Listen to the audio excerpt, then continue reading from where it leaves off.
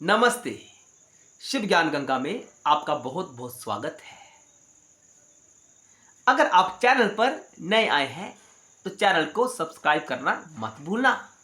ये शंकर जी का चैनल है और आप भी शिव भक्त हैं तो सब्सक्राइब तो आपको करना चाहिए। शंकर जी को कैसे प्रसन्न करना है इस वीडियो में हम आपको बताने का प्रयास करेंगे।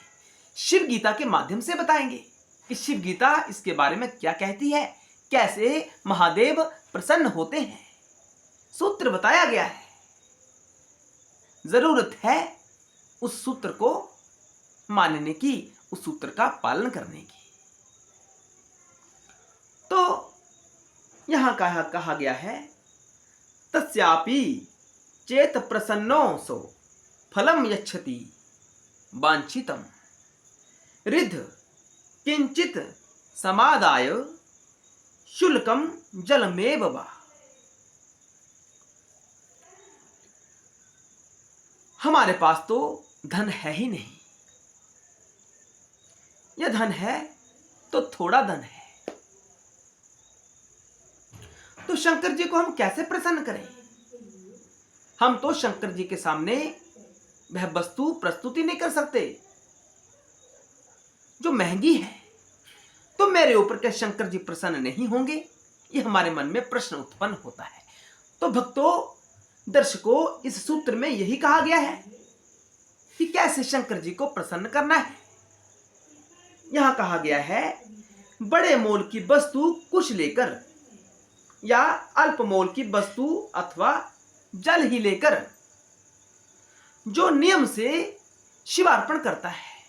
आपके पास धन है तो धन से कोई वस्तु खरीद लीजिए, थोड़ा धन है यथाशक्ति खरीद लीजिए। धन है ही नहीं तो केवल एक लोटा जल का अगर आप परमात्मा शंकर जी को अर्पण कर देते हैं तो शंकर जी उससे प्रसन्न होकर त्रिलोक्य आपको प्रदान करते हैं। ऐसा शिव गीता में कहा गया है। आपको कोई जरूरत नहीं है धन की। एक शंकर ऐसे देव हैं जिनकी पूजा अर्चना में धन की आवश्यकता नहीं होती है, केवल शिव ऐसे हैं। अन्य देवताओं के लिए तो सामग्री चाहिए, शिव के लिए कोई सामग्री नहीं चाहिए, केवल जल ही काफी है और वह निःशुल्क है। इस सूत्र में यही कहा गया है, कोई शुल्क नहीं है जल के लिए। आगे और भी कहा गया है, सुनने वाली बात है।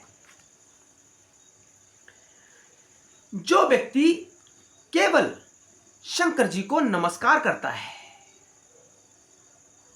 वो जल भी नहीं चढ़ा रहा, यहां धन से कोई विशेष वस्तु खरीदकर शंकर जी को अर्पित भी नहीं कर रहा, जल भी नहीं चढ़ा रहा, केवल प्रणाम कर रहा है।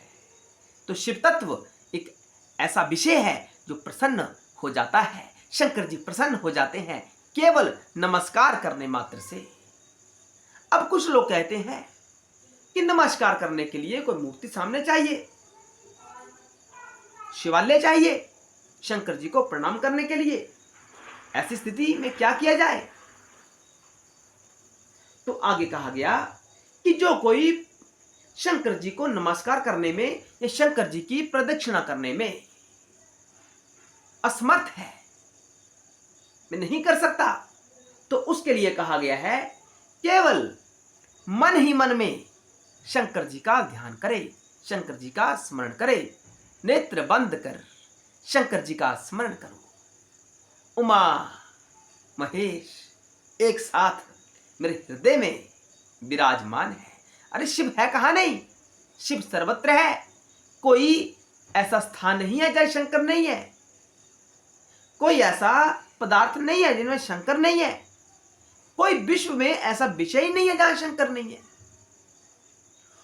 और विश्व में ही शंकर है ऐसा भी नहीं है, विश्व से परे भी विश्वातीत वहां भी शंकर है। आपका शंकर सर्वत्र विराजमान है। अरे धन है तो धन से वस्तु खरीद लीजिए और शंकर जी को अर्पित कर दीजिए भाव के साथ। नहीं धन है तो एक लोटा जल का चढ़ा दीजिए। एक लोटा जल का भी नहीं है तो शंकर जी को प्रणाम कर लीजिए, शंकर जी की प्रदक्षिणा कर लीजिए शिवालय में जाकर। वह भी नहीं कर सकते तो शंकर जी को मन में तो उनका स्मरण कर सकते हैं ना। इसके लिए किसी धन की आवश्यकता भी नहीं है और समय की आवश्यकता भी नहीं है। जहां कहीं भी आप हो, आंखें बंद कर शंकर जी का स्मरण करें, शंकर जी का ध्यान अपने हृदय में करें, शंकर जी प्रसन्न हो जाते हैं। ये बड़ा सूत्र है शंकर जी के लिए। ये शंकर जी को प्रसन्न करने के लिए बड़ा सूत्र है। हमें केवल शंकर जी को मन ही मन नमस्कार करना है, उनका ध्यान करना है, वह प्रसन्न हो जाते हैं। आगे अगले सूत्र में कहा गया है, चलते हुए, बैठते हुए, किसी भी स्थिति में शंकर जी का स्मरण किया जा सकता है। आज कुछ लोग कहते हैं कि ऐसे नहीं भजना चाहिए, ऐसे आराधना नहीं करनी चाहिए, लेकिन शंकर जी के लिए ऐसा नियम नहीं है। चलते हुए, बैठते हुए जो उनका स्मरण करे उसको भी अभीष्ट पदार्थ प्रदान करते हैं। चंदन, बेल, काष्ठ तथा वन से उत्पन्न हुए फल, जिसको अधिक प्रीति करने वाले हैं। कौन? शंकर जी। शंकर जी बहुत प्रेम करते हैं किनसे? चंदन से, बिल्व पत्तों से, काष्ठ से, और वन में उगे हुए जो फूल होते हैं या फल हैं, शंकर जी उनसे बहुत प्रसन्न होते हैं, जो शंकर जी को ये अर्पित करते हैं। और एक बार शंकर जी प्रसन्न हो गए, त्रिलोकी में कोई ऐसी विषय या वस्तु नहीं है जो आपको प्राप्त नहीं होगी। एक बार शंकर जी की तरफ चलकर तो देखिए। चलना तो हमें पड़ेगा, ये बहुत आवश्यक है। अन्य देवताओं के लिए नियम होते हैं कि ऐसे करो, वैसा करो, लेकिन शंकर जी की पूजा में कोई नियम नहीं है। आप कहीं भी कर सकते हैं, किसी भी स्थान पर कर सकते हैं, किसी भी समय में कर सकते हैं। किसी वस्तु की आवश्यकता भी नहीं है, केवल शंकर ही ऐसे देव हैं।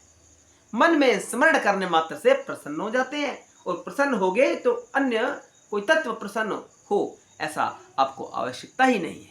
शंकर प्रसन्न चाहिए। शिव प्रसन्न है तो सर्वस्व प्रसन्न है। इस शिव गीता में कहा गया है, हम अपने मन से ऐसा नहीं कह रहे। ये जो शिव गीता में कहा गया है वही आपके सामने प्रस्तुत कर रहे हैं। हर हर महादेव, जय भोलेनाथ, जय शिव शंकर।